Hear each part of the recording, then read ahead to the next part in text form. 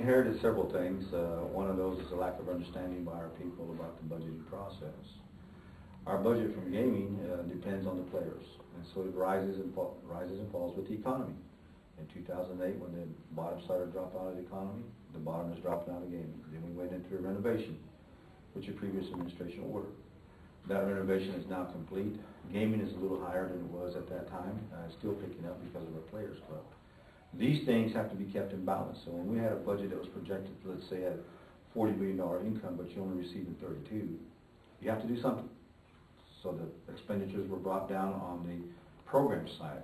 But the 40% that goes to the community is always there.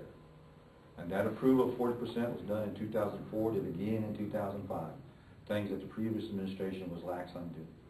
One of the things that I walked into was budgets, was the audits that were not answered to or responded to. When I walked in here in June of 2009, there were 55 questions in our audits. Now we have an audit that's going on. 5 of those questions refer to the previous audits, 5 of those to the previous audits before that. But we responded to these all the time. So we're down to about 5 questions in 18 months answering these audits and these questions that the auditors have on our funding and our financing throughout 5 major issues. A lot of it goes back to our staff getting the reports in on time, our staff doing their budgets correctly, our staff submitting documentation to the funding source for both federal and to the tribe, that they're doing what they're supposed to do in the way of serving the number of people in the community, the number of hours of service, the dollar amounts, all of that. You know, we are a tribe that's earning federally approximately $13.5 million now. When I walked in here in 2009, our federal dollars were around $10 million. I've been able to bump that up. Now we're still pushing for more grants because there's a lot of grants and there's a lot of federal programs out there that we should be bringing here. We could not do that while we were on high risk. Now we're coming off a high risk in a little than 7 months. I pushed our staff to get off this high risk program that the BIA has us on, and other federal agencies are now funding money to us.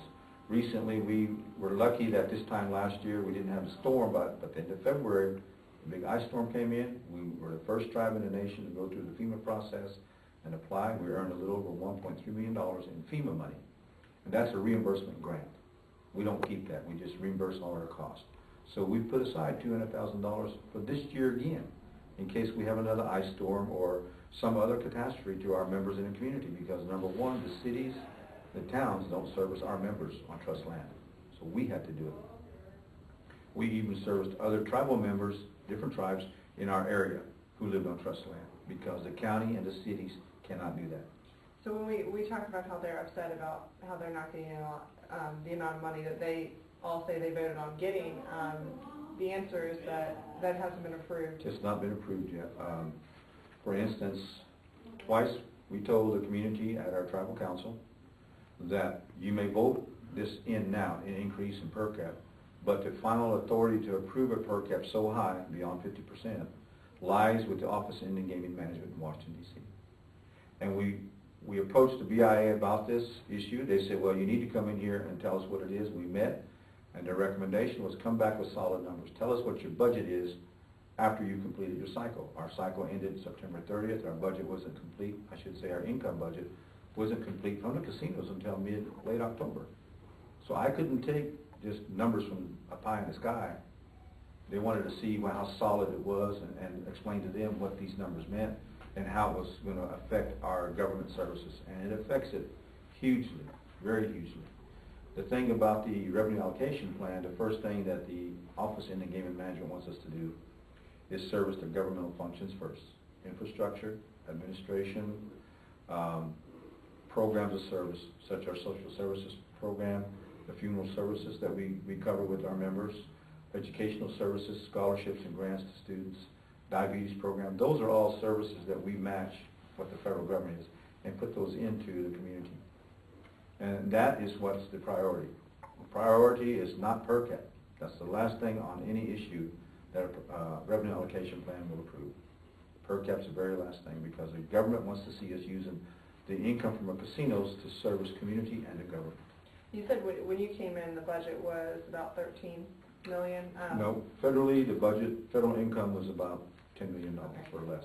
And now what had they if they over budgeted, what did they over budgeted? The prior administration, let's say for the 2009 budget, just for instance, was approximately $35 million income.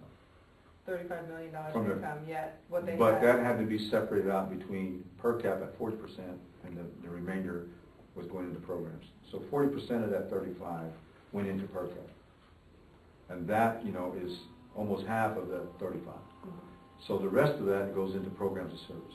And it's every year it's like that. But I mean, okay, they budgeted for 35 million, but how much money did they actually have to work with? I think they came in at 32. Okay, and then so basically you had to bring that stuff back down. How hard of a thing is that to? That was very hard because I wasn't here at the time. In January of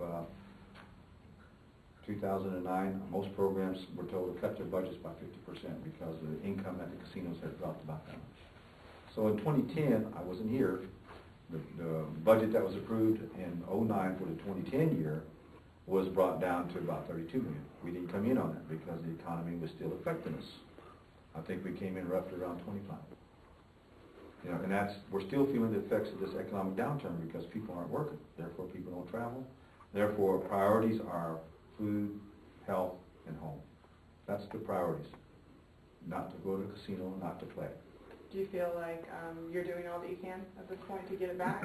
Yes, we are. In fact, the renovation did work. The Players Club has brought a lot of people to us. We have high numbers in our Players Club. Both the Red River Casino and the Lawton, Comanche Nation Casino here in Lawton have good player numbers. And our competition, while they're still strong, is not strong as ours. We've got some good quality managers going on and a good program working at the casinos. What needs to happen, and this is what I've always pushed from the time I was a travel administrator from 04 to 06, the tribe needs to double its contractual, its grants, its governmental contracts. We need to go from right now 13 million to 26 million. Those are federally mandated programs that we can access that services our community and helps build up our infrastructure, our administrative needs, even the buildings here. And that's the next push we're trying to do. As the CVC members and myself, we see that our buildings are too old. We want to improve on them. For instance, the Wuji Hall here, named after one of our great leaders and a real strong traditional man, had a great heart for the people. But this building, there was a different design to it. And when they decided to do it, it was a rush job. It would have been twice as large. It would have had an indoor walking track. It would have had a better kitchen area and restrooms. And that would have been funded by a federal grant, had they been patient enough to go for that federal grant. But they did not. They pushed it. So we have half of what we could have had. But we're going to go forward with it. That building is here to service the community for our social and cultural functions. We have our Elders Day in there. Sometimes we have to do funerals in there. And it's there for our cultural programs. And the youth program that goes on Monday through Friday is there until 7 o'clock in the evening. So the people who wanted to use that as a facility to bring about, say, the downfall of this administration that I sit in, a lot of elders have said that building shouldn't be used for that. There's other places they can go. They went to the co-op building in Walters and had a meeting to pay $75 there. They didn't want to pay $50 at our Walters building. They went to Apache and paid $50 there for a meeting and got a few members to use one of the meeting rooms. We've had other meetings in our new conference room that they could have utilized that, but no, they didn't want to. And so I'm hearing from elders who say, don't let that building be used in that fashion. That man is well respected. Let's not use his name on an item like this political recall. Mm-hmm. And these recalls are being manufactured because of personality differences. Mm-hmm. I think I'm upset with that. I'm done. Oh, did you have some more? Out there who are listening to Eleanor saying, well, where's the rest of my per cap? It's not budgeted that way. We didn't budget 60% because they didn't vote in. Mm-hmm. They only budgeted at 40%. Do you expect it to be approved? No, I don't. You don't expect There's it? never been a per cap of 50% approved. So you don't even expect it to be approved? The only time it's been approved by one tribe who had other income and said that they'd rather do it this way for their people. Mm-hmm. So they have it. They don't call it per cap. It's a tribal distribution. Mm-hmm. It's how you label it. It's a tribal distribution. And a lot of tribes, they don't give per cap, but they give you free housing. Mm-hmm. They'll give you medical care, like a lot of our elders who need insurance. And so we need to discuss that among our people. What programs we can service them with without them endangering their SSI or their disability income or their retirement program, as opposed to giving them $1,000 or $1,500 plus $1,500 in per cap. I got people out there, and you've heard from them, who don't consider these elders on limited income. but we have to as tribal leaders. So there's a whole new side to this story that you're not hearing, because a few individuals have this personality, or this personality they desire to attack, because I'm not easily swayed. I spent 29 years in this industry, you know, and I think I know what I'm talking about, because we're seeing it in the budgets, and these programs are picking up, and we're doing other things in the economic ventures that we want to bring to the tribe as well as the community here, and it provides more jobs. So we are doing things differently. We're doing them with coherent planning and a long-range vision, not just what's going to be at the end of my term. When I walked in here, let's say we weren't broke, but we didn't have a lot of money to do some of the objective things we needed to get done. So we're finding ways to do that, and with my coming in here and creating the Compliance and Development Department, putting grant writers in, that's how we're doing it. We're going after a lot of federal grants. So before, in the previous 5 years, we weren't allowed to even receive because of our high-risk status. Now we're getting those, and we're pushing hard for those. So this administration is more aggressive in that area, and my knowledge on the grant writing side of the administration, we're going to, January 1, we're going to reorganization of our structure. It's necessary. We're a flatline structure.